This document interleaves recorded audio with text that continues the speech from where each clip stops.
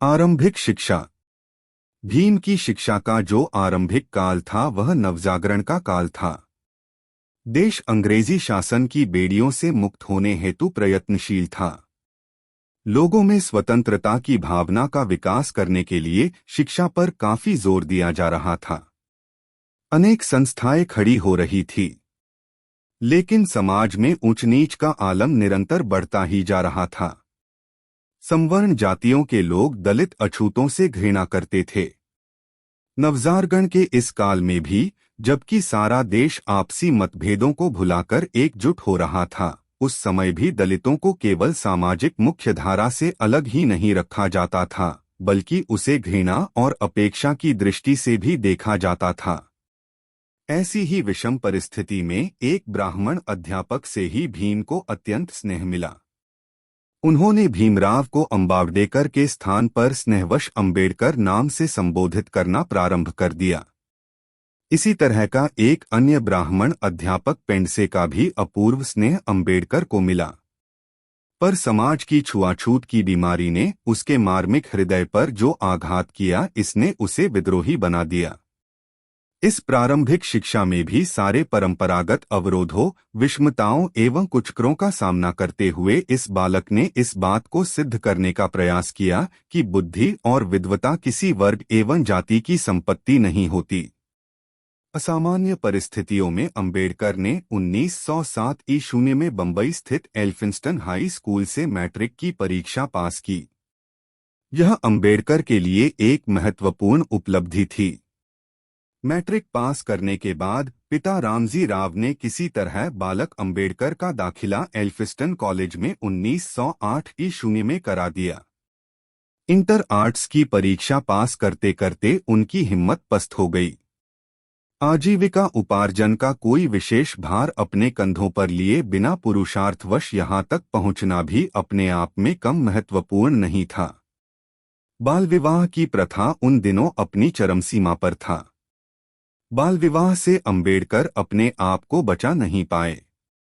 पिता रामजीराव ने अंबेडकर की शादी भिकू बलंगकर की पुत्री रमाबाई के साथ संपन्न करा दी।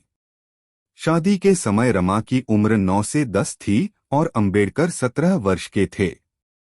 कालक्रम में रमा ने एक पुत्र का जन्म दिया जिसका नाम यशवंत राव रखा।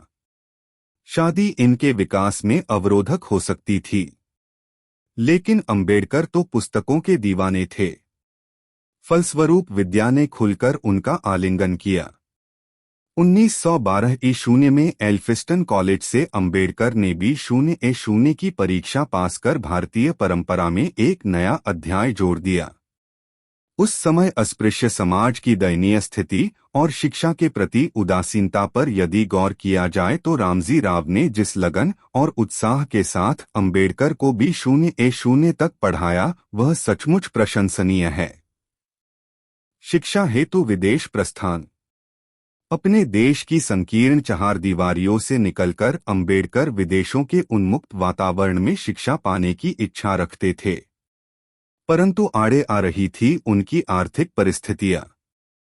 संयोग से बड़ौदा नरेश गायकवाड़ ने जून 1913 में 4 छात्रों का विदेश में अध्ययन के लिए भेजने की इच्छा व्यक्त की, इस शर्त के साथ कि छात्रों को कम से कम 10 वर्ष बड़ौदा रियासत की सेवा करनी होगी।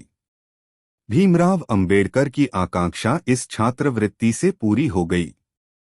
उनका चयन हो गया और वे 12 जुलाई 1913 को कोलंबिया यूनिवर्सिटी न्यूयॉर्क, अमेरिका पहुंच गए। निम्नवर्गीय छात्र का विदेश जाना कदाचित यह प्रथम उदाहरण था। विश्व में जहां उच्चतर विद्यापीठ हैं, उच्चतम गगनचुंबी अट्टालिकाएं हैं, ऐसे देश के महान विद्यापीठ में शिक्षा करना भारत देश के एक छात्र के लिए निश्चय ही वरदान कहा जा सकता है। भाग्यवादिता का दर्शन कापुरुषता का दर्शन होता है। इस भावना के कारण व्यक्ति का शोषण हो सकता है। इन्होंने आत्मसम्मान, स्वावलंबी जीवन और कर्म पर अधिक जोर दिया। उनको लगा कि इस भावना के लिए अपने देश में बहुत श्रम करना पड़ेगा। अभी उनका छात्र जीवन था, निर्माण के दिन थे। इसलिए उन्होंने अध्ययन पूरा करने का ही अथक प्रयास किया और दिनरात संयम एवं धैर्यपूर्वक अपने शिक्षण कार्य में जुटे रहे। परिणाम यह हुआ कि 2 वर्ष के उपरांत एंशिएंट इंडियन कॉमर्स नामक पुस्तक पर उन्हें 1915 में M.A. की डिग्री प्राप्त हो गई। साहस के बढ़ते कदम ने 1916 में ही उन्हें national dividend of India a historical and analytical study नामक शोध प्रबंध ने कोलंबिया विश्वविद्यालय से PhD की उपाधि से अलंकृत करा दिया। अपने शोध प्रबंध में उन्होंने लिखा था कि भारत में अंग्रेजों की आर्थिक नीति पूरी तरह ब्रिटिश उद्योगपतियों के हित में बनाई